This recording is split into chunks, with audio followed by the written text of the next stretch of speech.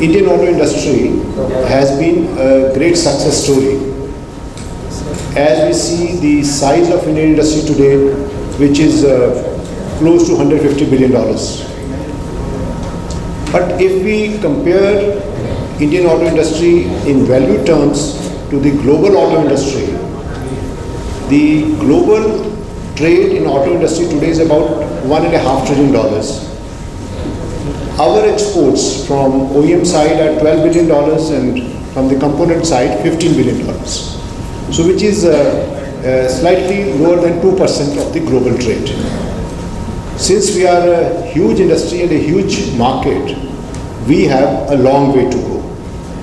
So we in the government assessed the strengths of our Indian auto industry. We have reached a critical mass, but now when we look at the advanced automotive components, they comprise as on today about 3% of the value in terms of Indian auto sector production. Currently, this ratio is at 18% when we look at the global auto sector.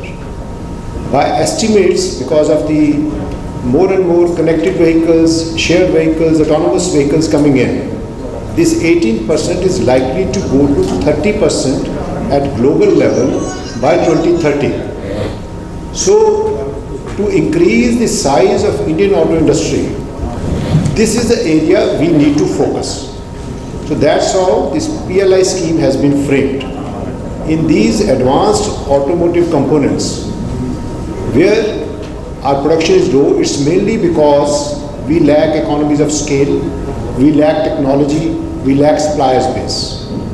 So Indian auto industry requires a great structural change to reach there.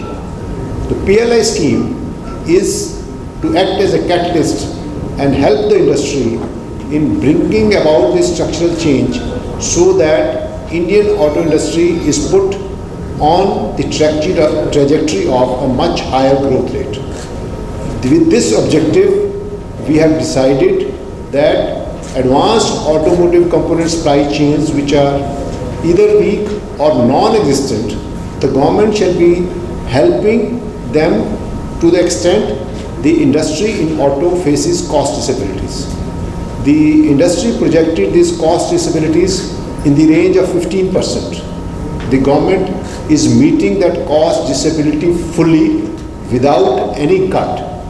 And we are hopeful that this will lead to an investment of more than 45,000 crores over the next 5 years in the Indian auto sector. And this will lead to incremental production of advanced automotive products to the tune of rupees 2,31,500 crores and generate additional job of 7.6 lakhs. So this is the basic objective of this PLI scheme. Eligibility for this scheme. So eligibility, we have listed out this scheme. It's a complete chart. So I think if I try to describe, it won't be as interesting. If you display the chart to the eligible person, he'll capture it immediately. So the criteria is, there are two sectors. One is the existing sector, other is the new non-automotive sector. So what we are asking, new non-automotive sectors, we are asking net worth as on 31st March 2021. In case of the existing sector, we have two components, that is the OEMs and the components. So we are asking them about the global revenues and global fixed assets. So different yardsticks are there for different categories. Then they have to bring in investment. So that is the eligibility. Then investment is different for different categories because requirement is different. For 4-wheeler OEMs, it is 2,000 crore over 5 years. For 2 and 3-wheelers, it is 1,000 crore. For auto components, it is 250 crores. But for the new people who are not in this business, for them the component side is 500 crore rupees and for the OEM side is 2,000 crores. But these are the eligibilities. They don't give you anything. What you get is based on what you sell, and what you sell in the advanced automotive component sector.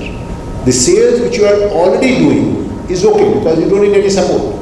But the new sales you will be doing, that is when you will be producing with cost disabilities.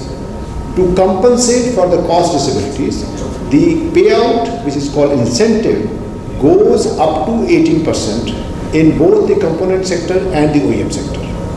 And very interesting thing here is, for the hydrogen fuel cell and the electric vehicles, there is an additional advantage, because for electric vehicles, we already have a FAME scheme going on, which is rupees 10,000 crores.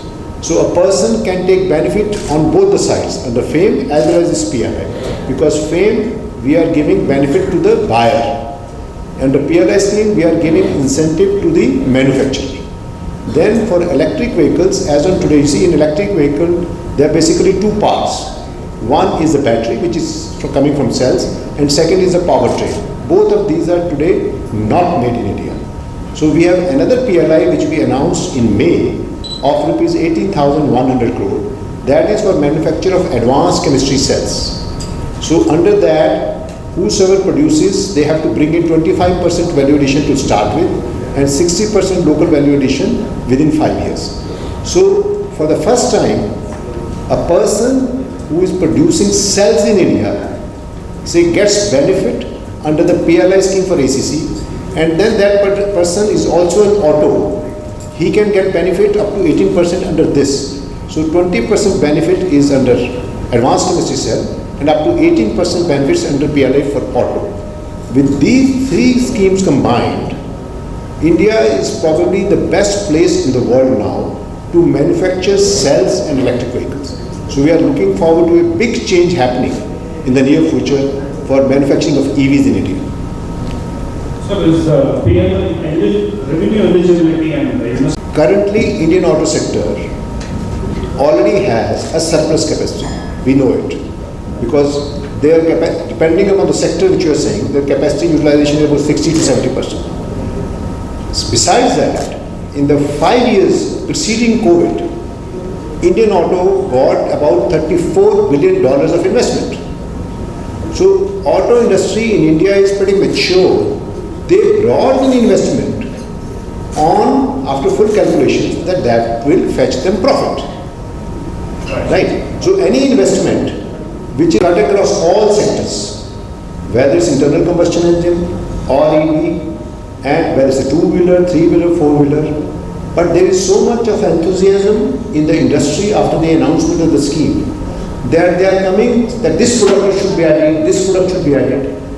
So that enthusiasm is a very good thing. So now we have told the industry that please give us the list of such products which are being consumed but are not being made in India because their supply chains are absent or weak. They should give the list with the data, import-export data, consumption data. So once they give the list, it will be scrutinized by our experts and will be notified. One more question.